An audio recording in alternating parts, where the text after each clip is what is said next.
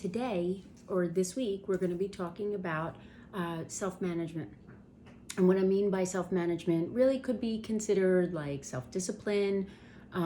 If you're feeling a little, judgy, could be self-discipline, or it could be simply just noticing where you're at and what you're doing at the time you're doing it and being able to redirect yourself, right? So what I mean by self-management is I used to work at this facility a long time ago that decided that no one was allowed to have their cell phones on during group, right? Which makes sense.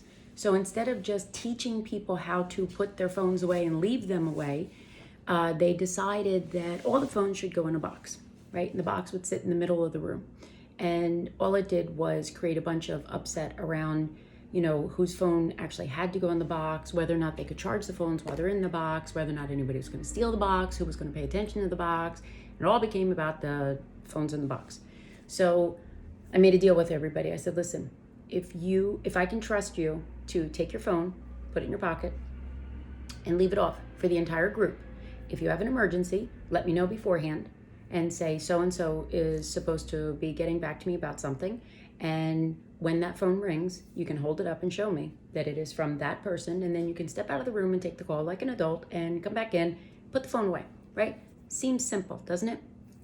Well, in this group of people that I was told were very unruly and very undisciplined about this, when I gave them the power of choice, they all put their phones away, and I said, one person goes and takes that phone out, or I see anybody like looking down at their lap and smiling or whatever, or texting, and the phones go back in the box.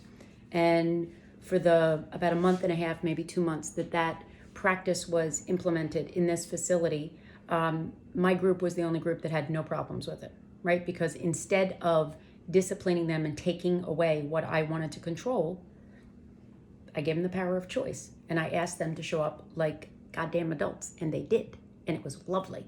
So my suggestion to you for this week is we're going to post the homework and the work to do tomorrow.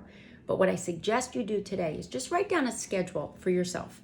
Just pick a day and time, right? That you have a general schedule, but I want you to get as granular as possible with it. And inside of that schedule, what I want you to do is actually write out, like wake up, hit the snooze button, how many times I hit the snooze button, get out of bed, pet the dog, let the dog out, go to the bathroom, brush the teeth, the whole thing, like write it all out. And then we're going to use that as an example to see where you're great at time management and where there's some room for improvement, right? And what you're going to notice is there throughout the week, if you have been doing these projects with me, these weekly themes, what you're going to notice is there's a theme. There's an underlying theme, right? And I'll post what the underlying theme is later on this week. Right now, I just want you to notice what's going on, okay? So get out there, live your life, have a great day, and write out your schedule. Just pick a day and time and write out your most detailed schedule that you can. And then we're going to talk about it this week, okay?